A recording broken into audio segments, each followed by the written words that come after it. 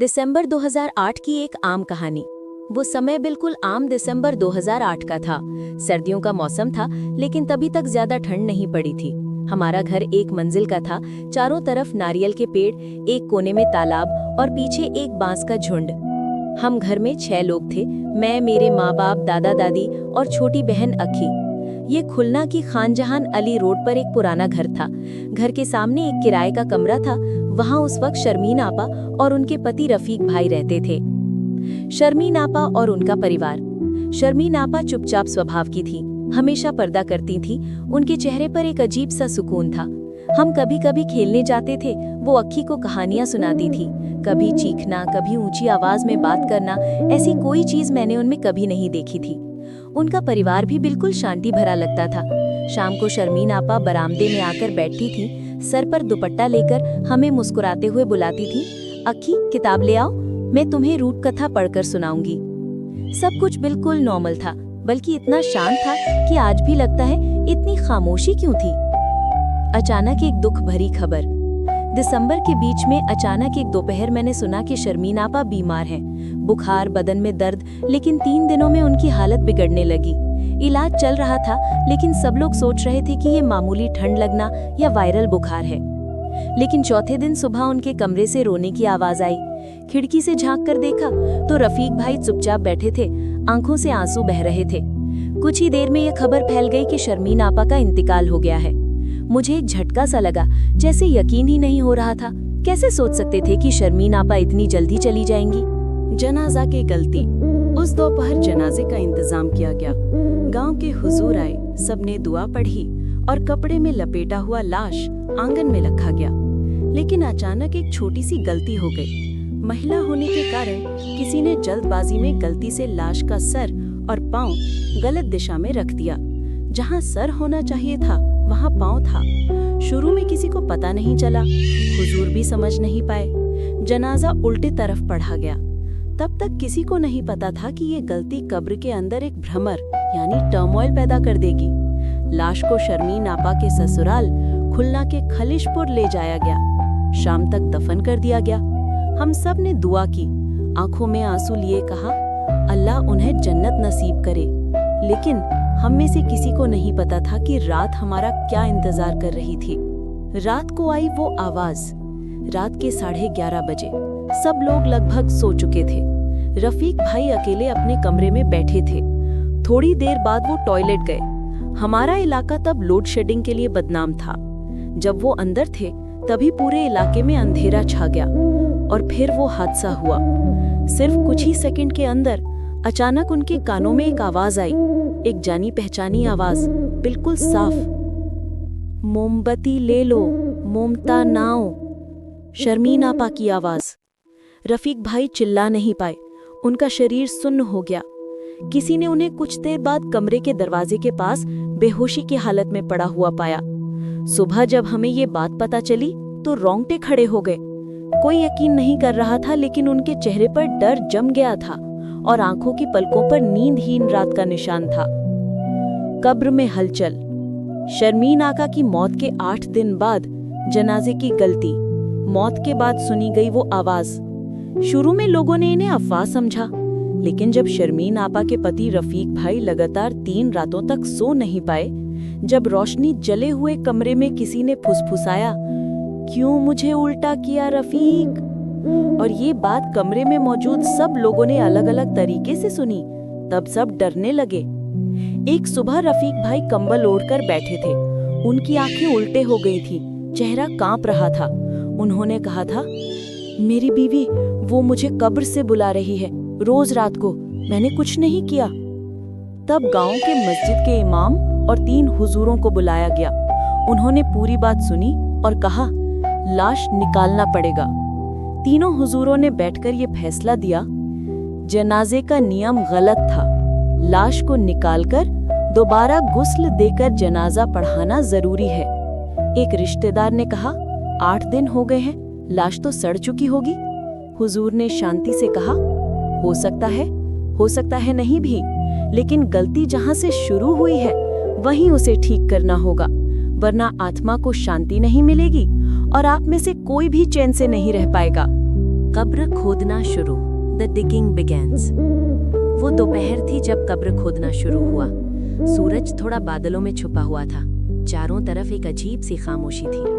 हम 8-9 लोग थे जो सीधे कब्र के पास खड़े देख रहे थे। मैं, मेरे पिताजी यानी बाबा, रफीक भाई, 2 हुजूर और इलाके के 2-3 लोग। मिट्टी खोदते समय कोई अजीब बदबू नहीं निकल रही थी, बल्कि ऐसा लग रहा था जैसे फूल और अगरबत्ती की हल्की खुशबू आ रही हो। हुजूर ने कहा, दुआ पढ़ते रहिए, एक पल के लिए भी मत रुकिएगा। जब कफन का हिस्सा दिखा, हम रुक गए, क्योंकि कब्र लेटी हुई नहीं थी, वो बैठी हुई थी। शायद आप में से कोई यकीन ना करे, लेकिन ये मेरी आंखों देखी बात है।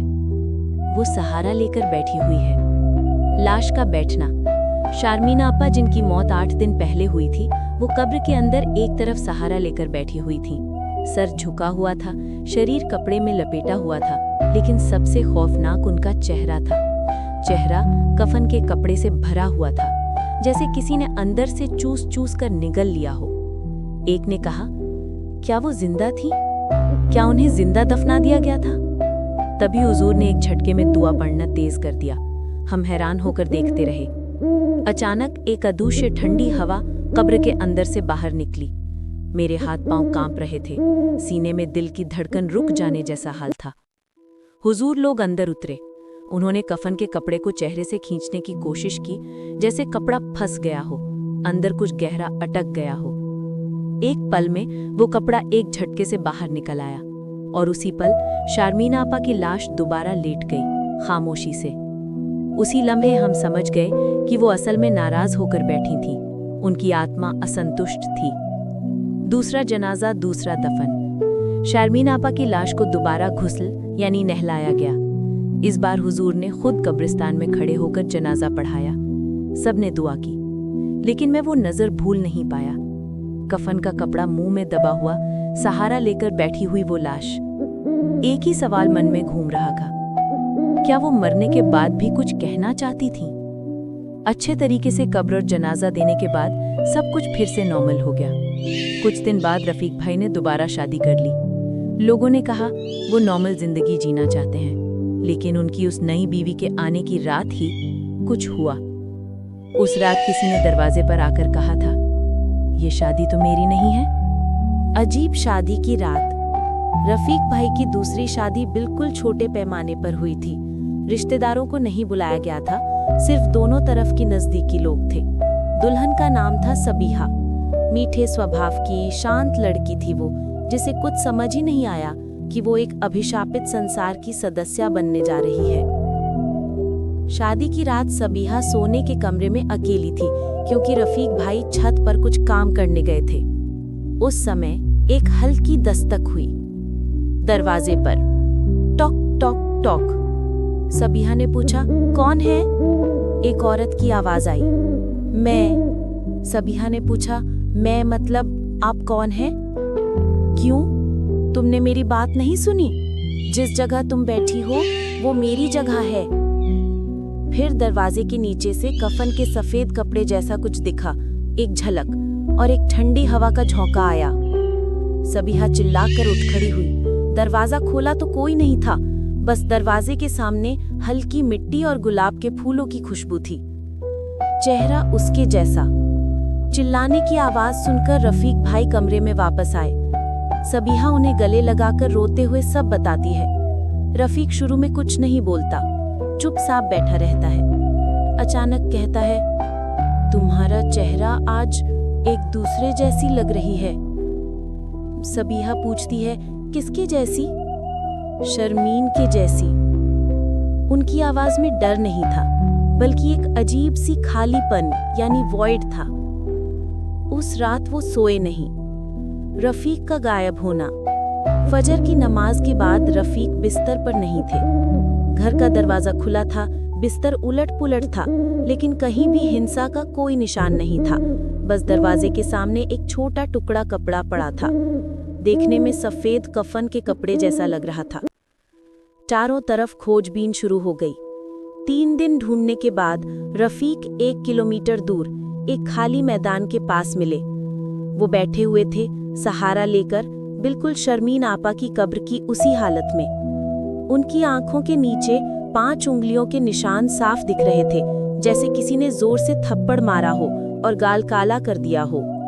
आखिरी थप्पड़ और इंतकाम, the final slap and revenge. Rafiq ने कहा, उसने मुझे बुलाया था, शादी की बात की थी, मैंने मना कर दिया, इसलिए थप्पड़ मारा। उस थप्पड़ का निशान 2 दिन तक रहा। फिर रात के 3 बजे वो नींद में ही मर गया। डॉक्टर कुछ भी समझ नहीं पाए थे। इसे सामान्य मौत यानी नेचुरल डेथ कहा गया था, लेकिन गांव के लोग जानते थे कि ये मौत नहीं, ये आखिरी बदला यानी फाइनल रिवेंज था। वो सफेद साया, दैट वाइट शैडो। रफीक भाई की मौत के बाद भी सब कुछ खत्म नहीं हुआ। रोज फजर की नमाज के बाद सुबह सुबह किराए के घर के आंगन में कोई रोता है। एक औरत खामोशी से गले के नीचे से आती हुई दबी हुई आवाज में कपड़ा मुंह में घुसाकर रोने की आवाज। दिक्कत ये थी कि कोई उसे देखता नहीं था। शुरू में मैंने सोचा चिड़िया, बिल्ली, लेकिन एक दिन फजर के अजान से पहले मैंने अपने कमरे की खिड़की से उसे देखा था। एक औरत सफेद कफन में पीठ करके बैठी हुई थी। बाल बिखरे हुए थे, गला कपड़े में लगा हुआ था, लेकिन गर्दन झुकी हुई थी, जैसे अगर वो 1 इंच भी घूमेगी तो सीधे मेरी आंखों में देखेगी। मैं दौड़कर उठा और खिड़की बंद कर दी। वो डर आज भी सीने में जमा हुआ है, लेकिन मैंने किसी को नहीं बताया कि मैंने उसे देखा था। शर्मीन अब कहाँ है? Where is Sharmeen now? हम वो घर छोड़ चुके थे कई समस्याओं के कारण, लेकिन लोग कहते हैं जिस कब्र को गलती से तैयार किया गया था, जिसे उल्टे तरीके से जनाजा दिया गया था, वो आत्मा अब भी अपनी जगह ढूंढ रही है।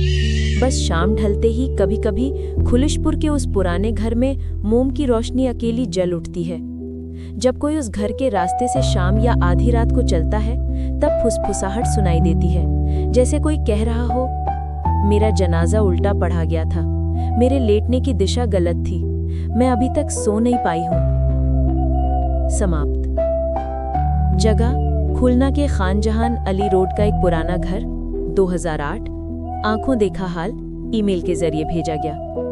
आप चाहें तो अपनी कोई घटना इस ईमेल पर भेज सकते हैं, मैं बाद में सुनाऊंगा।